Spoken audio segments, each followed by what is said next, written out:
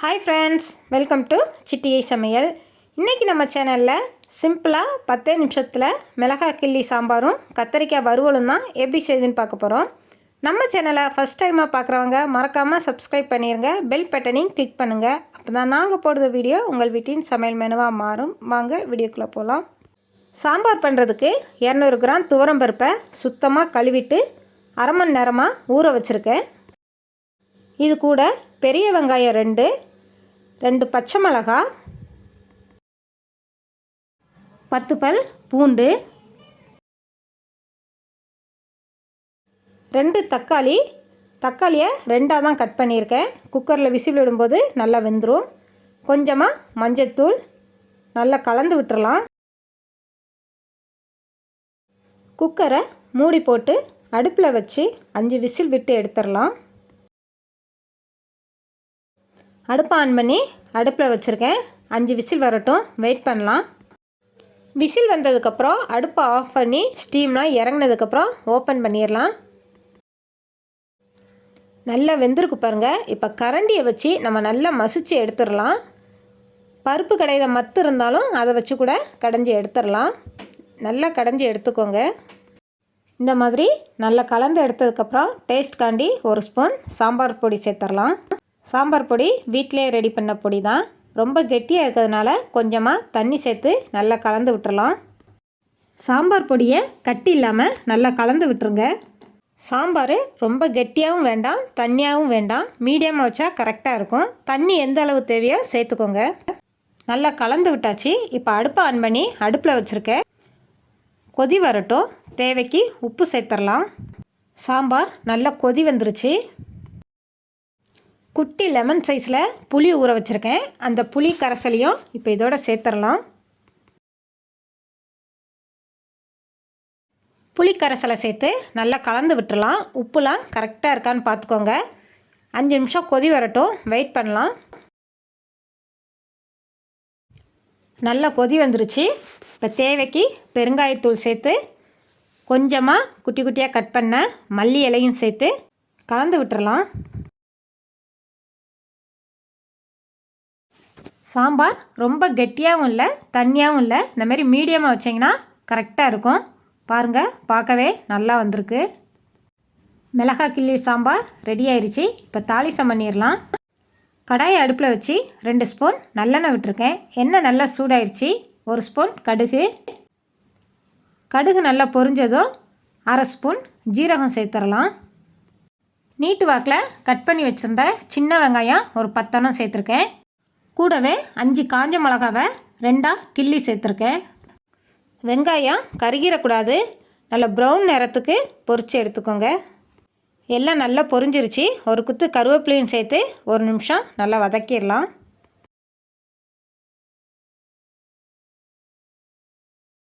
இப்போ தாளிசம் பண்ணதை ரெடி பண்ணி வச்சுருக்கேன் சாம்பாரோட சேர்த்துடலாம்.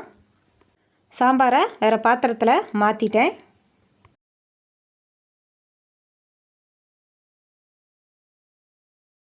சாம்பார் பார்க்கவே ஆசையாக இருக்குது, நல்ல ருசியாக இருக்கும். கண்டிப்பாக ட்ரை பண்ணி பாருங்கள். சாம்பாரை நல்லா கலந்து விட்டுறலாம்.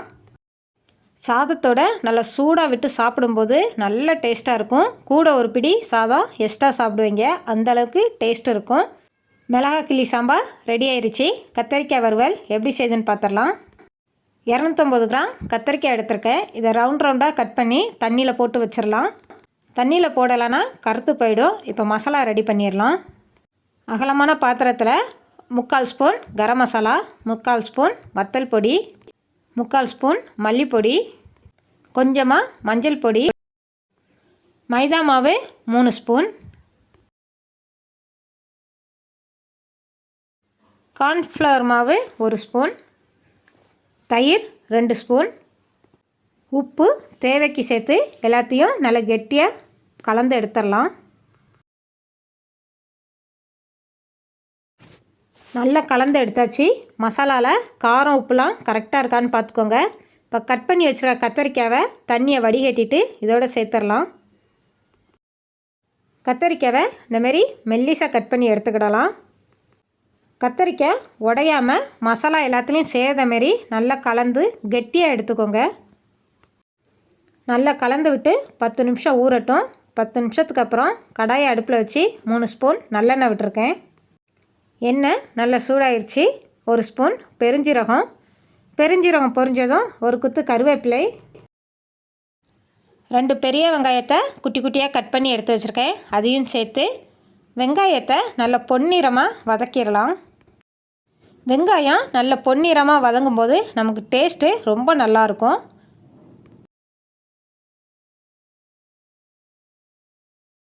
இந்த அளவு நல்ல பொன்னிறமாக வதக்குனதுக்கப்புறமா மசாலா சேர்த்து வச்சுருக்கேன் கத்திரிக்காயை இதோட சேர்த்துடலாம்.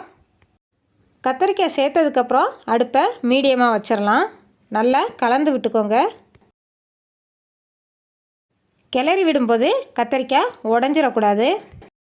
அடிப்பிடிக்காமல் அப்பப்போ கலந்து விட்டுருங்க.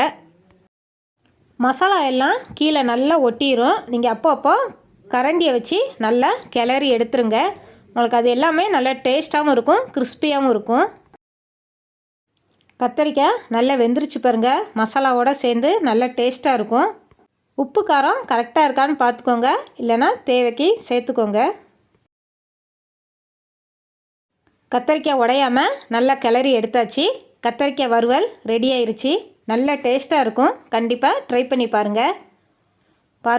பார்க்கவே நல்லா இருக்குது. செம்ம டேஸ்ட்டாகவும் இருக்கும். சாதத்துக்கு சூடாக மிளகாய் கிள்ளி சாம்பாரும் கத்திரிக்காய் வறுவலும் வச்சு சாப்பிட்டு பாருங்கள். அவ்வளோ டேஸ்ட்டாக இருக்குங்க. கண்டிப்பாக லைக் பண்ணுவீங்க. சாதத்தில் சாம்பாரை அதிகமாக விட்டு சாப்பிடுங்க. டேஸ்ட்டு வேறு லெவலாக இருக்கும். காய்கறி இல்லாத நேரத்தில் இந்தமாரி டக்குன்னு சாம்பார் வச்சு ஒரு அப்பளம் பொரிச்சாலும் உங்களுக்கு ஒரு லஞ்சே ரெடி ஆயிரும். ஓகே ஃப்ரெண்ட்ஸ், இதோட இந்த வீடியோ முடியுது. இந்த வீடியோ உங்களுக்கு பிடிக்கும்னு நினைக்கிறேன். பிடிச்சிருந்தா சிட்டியை சமையல் சேனலுக்கு சப்ஸ்கிரைப் பண்ணுங்கள். மறக்காமல் பெல் பட்டனை கிளிக் பண்ணுங்கள். லைக் பண்ணுங்கள், ஷேர் பண்ணுங்கள். இன்னொரு ரெசிபியோட அடுத்த வீடியோவில் பார்க்கலாம். பனைமரம் வளர்ப்போம், நிலத்தடி நீரை பெருக்குவோம்.